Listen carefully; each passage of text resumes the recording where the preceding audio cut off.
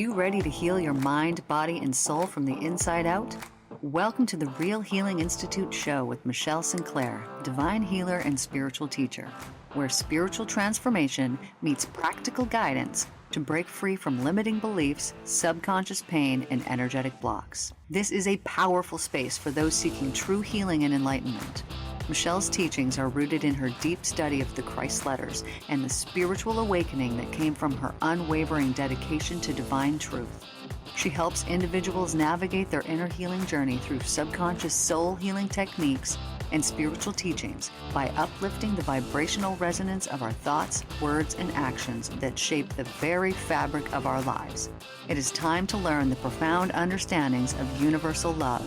The Real Healing Institute show starts now.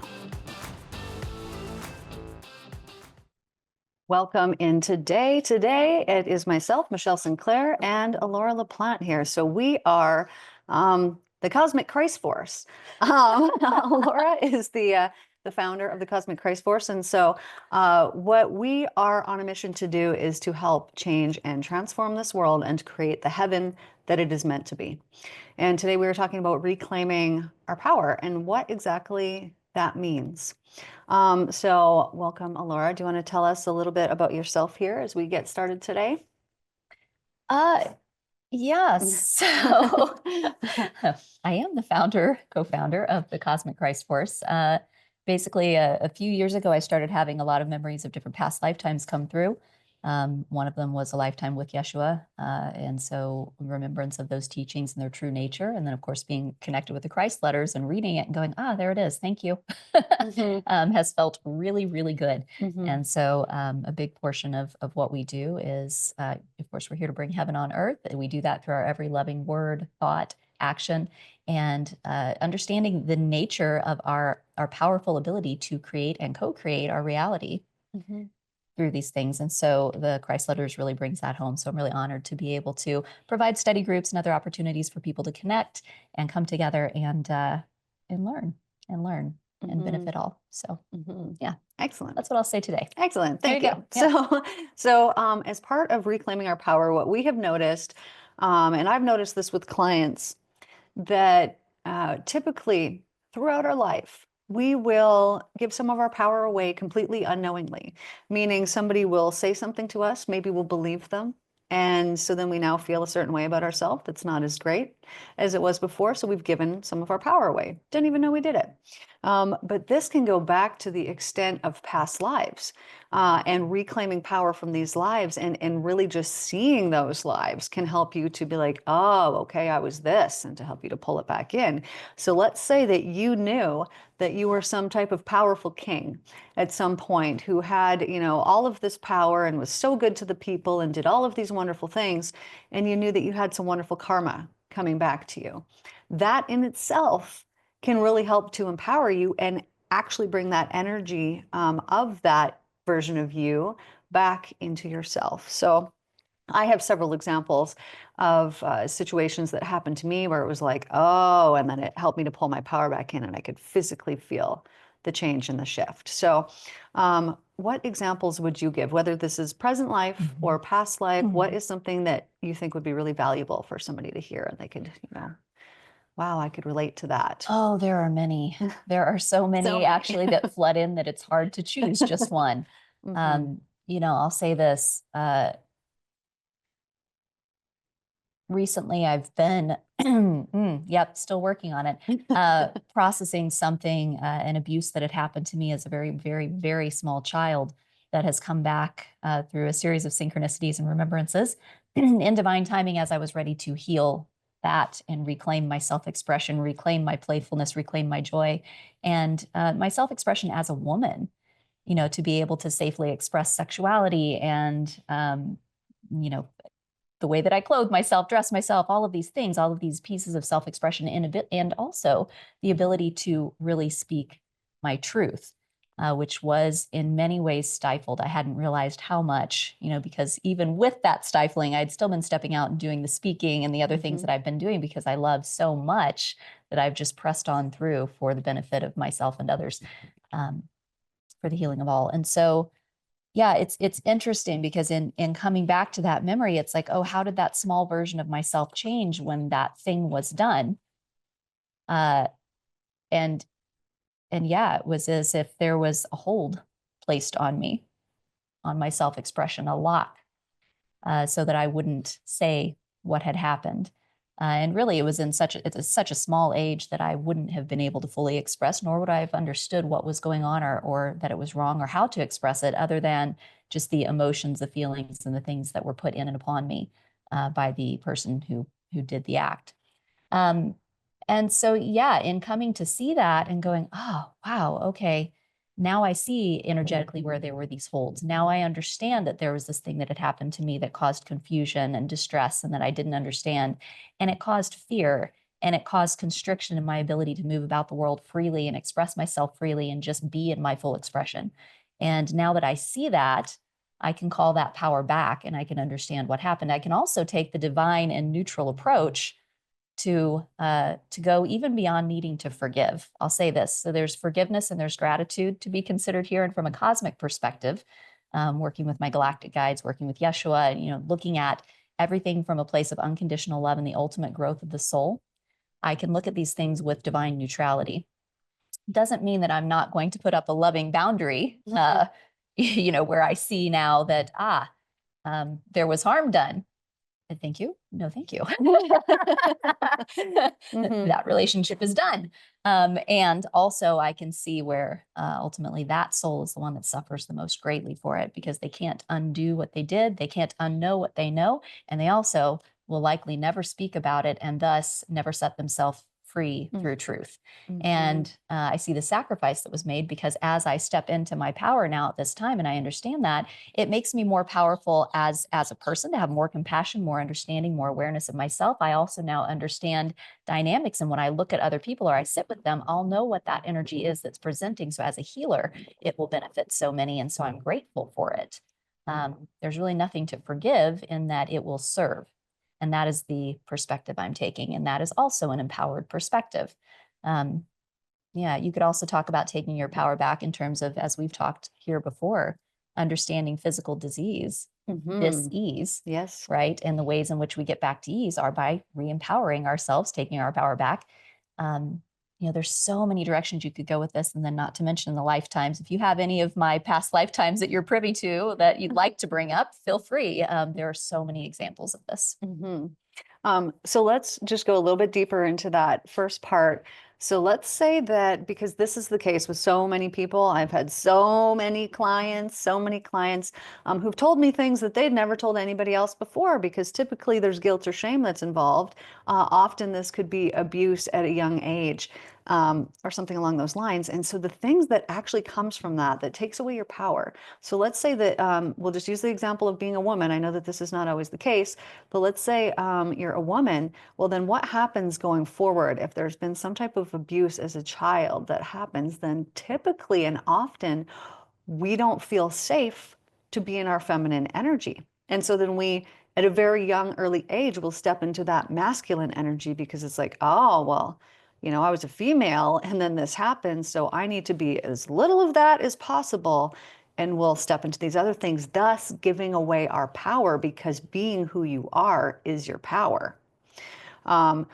So how would you go about reclaiming this? I know, for myself, it's just awareness. As soon as I become aware of, oh, this thing happened, and then all of a sudden, all these other things start to make sense of, oh, that's why I then would do this. And that's why then this would happen. Oh, and that's why I remember this weird, uncomfortable feeling. That's, all of the things that go along with it. So what would you say for somebody, let's say that they had been through something like that? What would be something that you could tell yourself? Maybe this is a conscious memory that they have. Often I'm working with people and it's subconscious. They know, they have a feeling that something's there, but they can't really recall because maybe they were so young. And then through doing subconscious work, because every memory that we've ever had is in our subconscious, they can go back in. All of a sudden it starts to put all the puzzle pieces back together. I'm not saying everyone needs to do this, but I know for me, just seeing things help me to heal the things. But what advice would you give to somebody? to help reclaim their power if they know something like this has happened. Well, and I think what you said there was important. You said not everyone needs to do this, right? And really, it's not everyone's path in this lifetime. You know that. Again, it's like this whole world is we're all connected and we're all pieces of a puzzle that creates a total picture, and every piece is different, right? And we each have our piece. And so what is your unique path? And you're the only one that's going to know that, but intuitively you will know that, you know? So if you feel like there's something there and there's a layer to be peeled back, there probably is. And so trusting yourself. And here's the tricky thing about that. When something has happened to us as a small child and there's an imprint there that says, don't trust yourself, you're a liar. Don't trust yourself, you're this, you're that. Well, how are you going to step through and trust yourself later, right? It's interesting because this becomes a tangled little ball of yarn. So the first thing I would say is actually trust yourself. Really do that. Because if you're feeling deep down like there's something that wants to come up or there's a layer to peel back, and especially if you're doing this from a place of a pure desire to heal, desire to be in connection, desire to serve, if it's coming from a place of love, in other words, not from a place of fear, projection, blame, any of that, but if it's really coming from that pure desire and you're going, there's something deep in me that says that I'm not quite honest with myself here. Something's not being seen that needs to be. Lean in. That's what I would say. Trust yourself and lean in. And you know, and also your body is not going to lie to you. It can't. Yeah, that's a good one. It's true. Your body cannot lie to you. It really cannot. So yeah. Yeah. So, you know, a further explanation of that is sometimes if you feel something in your body, or if you have a body memory of like, oh, you know, how would I have that body memory? How would I have that feeling exactly? How would you have that body memory? How would you have that feeling? It's there for a purpose. You also said something about, you know, if you feel the call or if you feel like you need to pull back the layers, this is what I found with past life, you know, regression sessions is that, you know, not everybody needs it. But if they come in and that is what they're curious about, then there is always something there that needs to be seen or claimed back. For example of this, I've had several clients, and it's typically a death wound, that because there wasn't time to energetically recover, that they might come and be like, oh, I've always had this weird spot here, or like this weird feeling, or this pain here, or this weird feeling here in my body, or whatever it happens to be. And we follow that back, and it came from something that as soon as they went back and saw it, then that weird ailment that they'd had, you know, 40, 50 years is now gone. So I would say if there's curiosity around it, or of us even talking about this, saying, you know, maybe I could reclaim some power back from a past life. If that piques your interest, then there is some power that you could reclaim back from a past life. I know for myself, we went out to, where was that? Montezuma's Castle out here by Sedona. And, you know, being there and with the person that I was with, there was a connection that was there. And so this life had come through.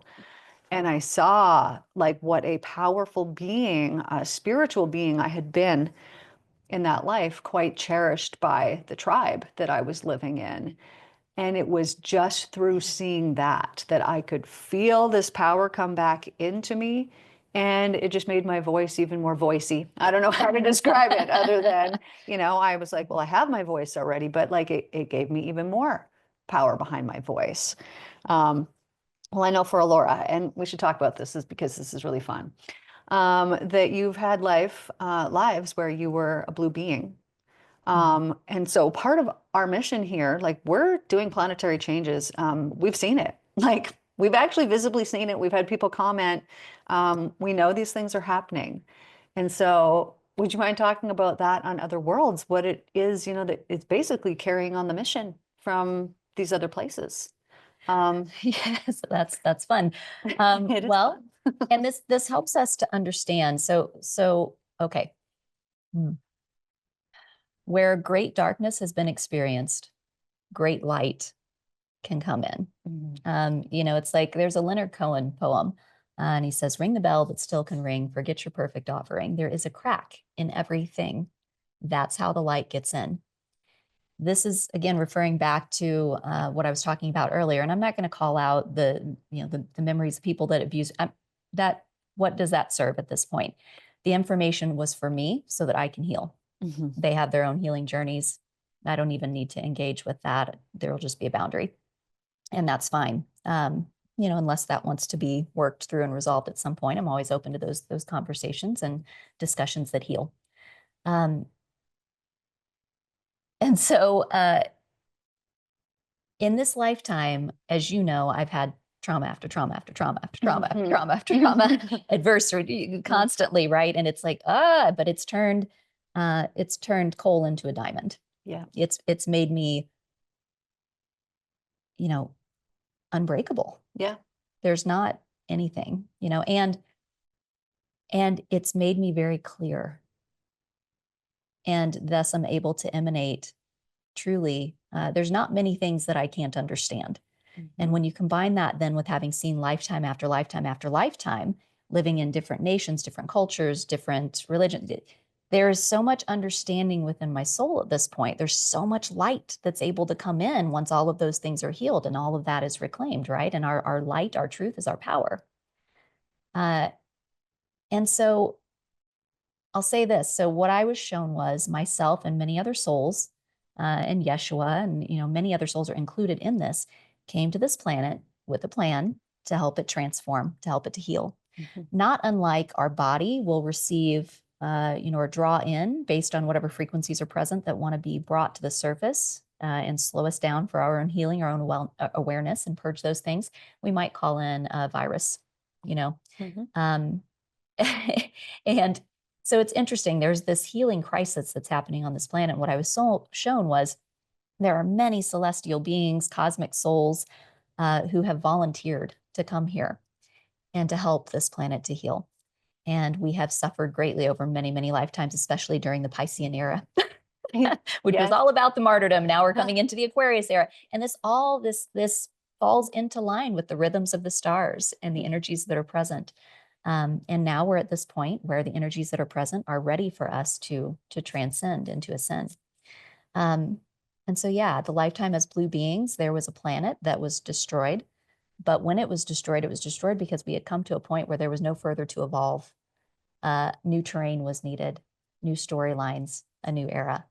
And I was there when that planet was destroyed. I have vivid memories. I've actually connected with people during energy work sessions, and they've had memories, and they're just like, I was on this planet and I was a blue light being and this thing happened. And I'm like, oh yeah, I was there. And that's the thing, is it would be so crazy and outlandish, except others are remembering too. We're in the great remembering right now. Yes. Is what Yeshua and others have said. It's like we're in the great remembering. And if we allow ourselves to remember, there's so much awareness and power to be reclaimed, and understand how much we love, and that we've come here and we've volunteered to live out all of these different circumstances, scenarios, et cetera, and that we've actually always been empowered. Even during the suffering, we chose it. Yeah. And that makes it a lot easier to be with it when we can take that perspective and understand that ultimately what's happening is we've come in, we've suffered because of how much we love. And that love is going to transform everything, because that's what it does. Love transmutes and transforms anything. Energy can never be destroyed, it can only transform. And that's what's happening here. And so many of us in this lifetime, we're reaching out, we're healing each other, and we're coming into our light. And as we do, this whole place is just going to light up and we're going to ascend. It's happening. Not everyone will choose to come with us. And that's a whole other thing that we could talk about. But choose is the operative word. Not everyone will choose to come with us. Why? Because their soul is still on another journey. Yeah. And be neutral about that too. Accept and love it all. One of the things that's so important, I think, about staying empowered on a spiritual path is knowing that that's your path, and everyone is on a spiritual path of their own. Yeah. And it's all divine. Yeah. Allow it.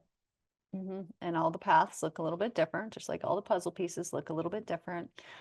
We had this come through, in Circle the other day. It was seeing how all these puzzle pieces fit together, right? We need them all or the puzzle's not complete.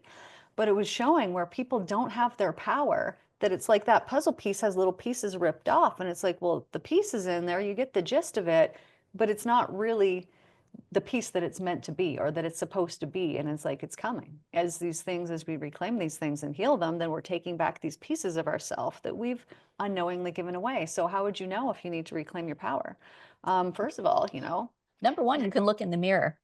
Number two, yes. you can look at your doctor's records. Your Mhm. medical records will tell you a lot, right? Because if you were truly in your power and in your divine alignment, aligned with your thus your etheric template, right? For this, when your body has a symptom, it's telling you something is out of alignment. You're not in your power. That is one Mhm. thing to really note here. Yeah, it's really bringing your awareness because it loves you to something that you need to pull more love in where the love does not exist.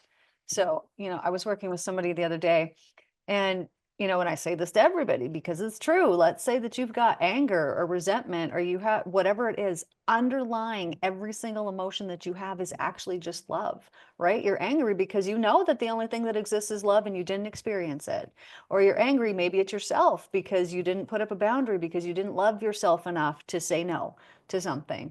Whatever it happens to be, underlying all of the things is love. And so, same in our body. When our body acts up, it's really doing this out of love to say, hey, man, like, this resentment that you have, that's not love. You need to heal it. And so it'll manifest in the body until you heal that thing, and then you heal. And if you're really miserable in your life and you're not going to empower yourself to change it, your body will take you out Yeah. Mm-hmm. so that your soul can continue its work in another incarnation in another way. Mm-hmm. Yeah. And so, if we want to reclaim our power, one of the things would be look at your life. Do you believe that you are good enough, or that you're deserving, or that you're worthy? And if you would say no, a bit, not all the way, then there's some power here that needs to be reclaimed. More than likely, there was a situation that happened. There was something that was said. There was something that, because it happened, you started thinking a different way about yourself, and you keep taking yourself down a notch. You could have and take that power back when you heal that thing. But if you continue along the same thought loops of, I'm not good enough, and I'm not this or that, it will manifest in your life. And you'll be able to be, no, I can prove it. See, I'm not worthy because this keeps happening. Well, the only thing you're proving is the beliefs that you hold, not the actual truth. And when you change the beliefs to the actual truth, which is that you've always been deserving, you've always been worthy, you've always been good enough. Doesn't matter what your parents did, doesn't matter what your parents said, doesn't matter what somebody else or bullies in school or whoever it happened to be did or said. That was on them, man. That had nothing to do with you. That was something they were fighting themselves. And so then they cast it out and they threw it on you. And you didn't know. You didn't know how to defend yourself. So you didn't. So you just took it on, took the punishment, and then they stopped punishing you, maybe. And so then you took over and you kept punishing yourself and depowering yourself over and over and over again. Yeah. And it really was about them. And also, the thing that was about you was they were showing you where you need to take your power back. You need to love yourself more. You need to set a boundary. You need to speak up for yourself. You need to do these things out of love. And that's a gift Mm-hmm. when you finally get the message. Yeah, it truly is the gift. Um, and I find, with all the past lives that we've explored, that I've explored myself, I had one that came up 6 times. Like, that does not normally happen. I've never had that happen with a client before, but it was like, okay, clearly there's something here that needs to be seen that I hadn't seen from seeing it before. And it really helped me to take my power back. But not only that, it helped me to understand why things in this life happened the way that they did. Because in that life, it was about forgiveness. But rather than give forgiveness, I got revenge. So then me and that person pass on, and it was like, we forgot it was about forgiveness. We got to do it again. Well, then what happens? That person has agreed now, okay, we need to work on forgiveness. Well, what does that mean? Well, then they have to harm us in some way that's pretty difficult to forgive, or how do we learn the lesson? And so, that saying of, oh, there's actually nothing to forgive. It's true. There's actually nothing to forgive. There's only things to be thankful for. Thank you for your sacrifice. Because I could speak about what happened to me, but can those people speak about what they've done? Are they going to hold this within them? Is it going to manifest as disease because of the guilt and shame that they're holding? That's punishment, but it was agreed upon before we ever even showed up here to do this earth work, for the learning. Yeah. And the hope would be that perhaps they would. Yes. Perhaps they would have the courage to admit to themselves, maybe even to admit to the others. I think about different 12-step programs or other things that I've heard about where it's like, oh, go and make right, go and mend. Yeah. And there can be help in that because it is stepping into our power and really, feeling into our humanness and our connection, and really stepping and moving from love and allowing ourselves the opportunity to receive forgiveness and receive love. Because there is nothing that is more potent for healing than that. I do want to mention, when we talk about taking our power back, that doesn't mean having power over another. Yeah, no. That is It's having not true our power. power. No. Yes, that's right. Yeah, it's not true power. True power comes from truly unconditionally loving yourself and everyone and everything else, understanding what is truly in alignment for you and staying in that center and moving from that place of unconditional love. And that may mean setting boundaries. That may mean sometimes ending relationships. It may mean a lot of things, but as long as you're following your heart, then you're truly in your power. Yes. And, having your power, being in it, is meaning that you're the fullest version of yourself. Because let's say that you aren't confident. Well, are you going to even be able to go and perform and do those wonderful things that you need to be doing here for the planet and for everybody? You're not. So when you claim back that extra, confidence, which is your power, there's so many more things besides confidence that it is, but when you claim that back, then you can really step in and be fully who you're meant to be. And by doing that, you can then share with the world your gift. Your attention is powerful. Give some of that attention to yourself. Yes. So your love heals. It does. Give that love to yourself. You want to have compassion for someone, have compassion for yourself first. Yes. And look around and understand that everything that happens, is earned. Yeah. And stay neutral. Judge nothing. Judge nothing. Well, thank you so much for being here today. You can find us on therealhealinginstitute.com and on Cosmic Christ Force. .org is coming soon. We'll launch that in the next week or two. Yes. And you can find us on YouTube, Cosmic Christ Force, The Real Healing Institute. We have circles regularly and would love to see you there. And there's more information in all the links under the YouTube videos. So thank you guys for tuning in, and we will see you guys next time. Take care. Thank you for joining the Real Healing Institute show with me, Michelle Sinclair. Tune in every second and fourth Wednesday at 9:30 a.m. Pacific on TransformationTalkRadio.com for more empowering ways to spread love and set yourself free. Together, we'll elevate the consciousness of the planet. Stay connected. Follow me on social media, subscribe to the podcast, and explore the Mental Cleanse series on YouTube. Ready to go deeper? Book a session with Michelle at therealhealinginstitute.com. Until next time, keep healing, keep growing, and remember, love is the only way.